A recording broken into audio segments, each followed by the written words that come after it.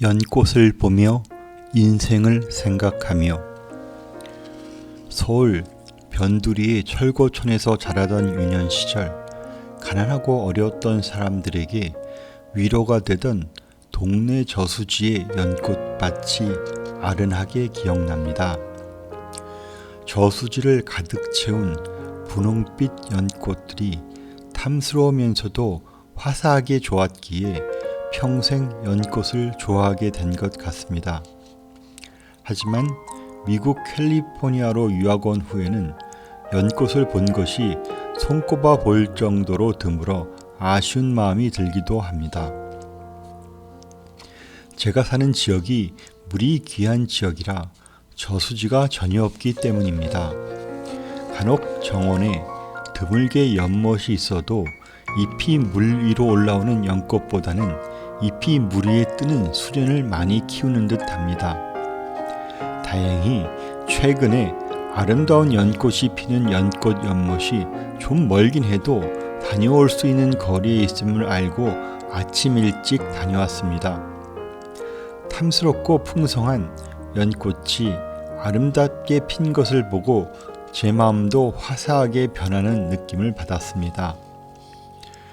연꽃 근처에서 새와 수생동물들이 연꽃이 만들어준 생태 환경 속에서 잘 살고 있는 것을 볼 수 있었습니다. 연꽃이 생명들을 위해 귀한 환경을 제공하고 있음을 보며 생각에 잠기게 되었습니다.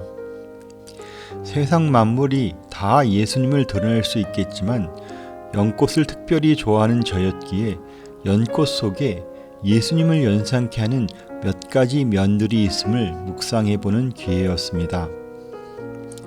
먼저 연꽃의 씨앗이 흐린 물에 떨어짐을 생각해 보았습니다.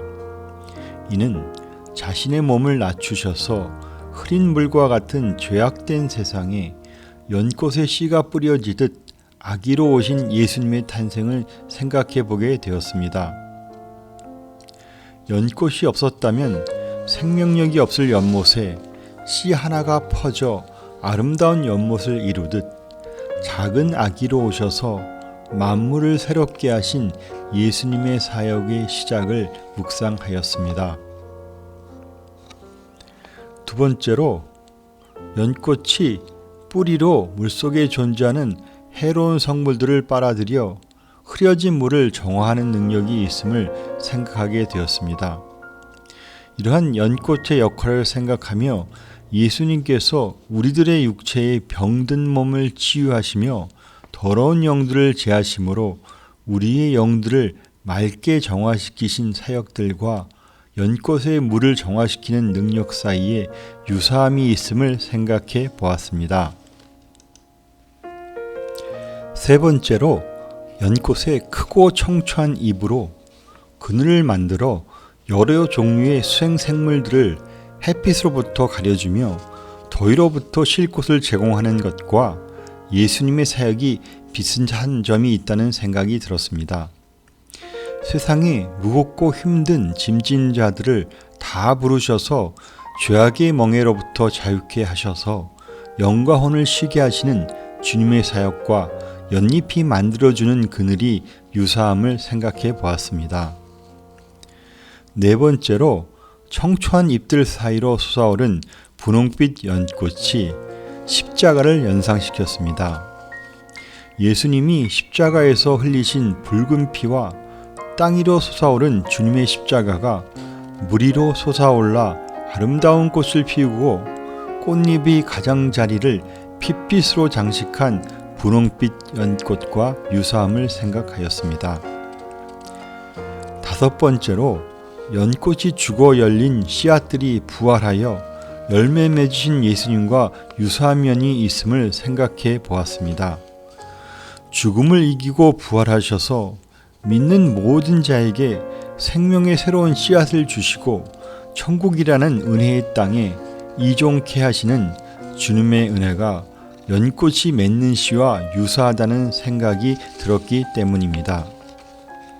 마지막으로, 연꽃의 잎을 말려 차도 만들고 연꽃의 잎으로 연밥도 만들며 연뿌리 연근으로 음식을 만드는 것을 보며 내 피를 마시고 내 살을 먹으라 하신 예수님을 생각해 보았습니다.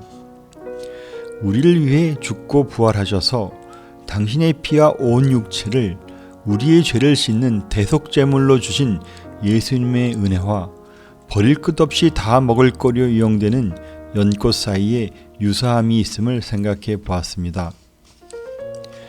세상 모든 것에 드러난 주님의 은혜로 제 인생을 더 채우기를 늘 소망하기에 연꽃이 피고 그 씨앗들이 맺힘을 볼 때마다 예수님을 조금은 더 묵상하며 조금은 더 감사할 것을 다짐해 봅니다.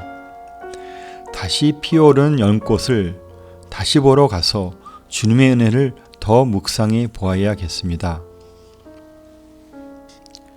요한복음 11장 25절 말씀. 예수께서 이르시되 나는 부활이요 생명이니 나를 믿는 자는 죽어도 살겠고 무릇 살아서 나를 믿는 자는 영원히 죽지 아니하리니 이것을 네가 믿느냐.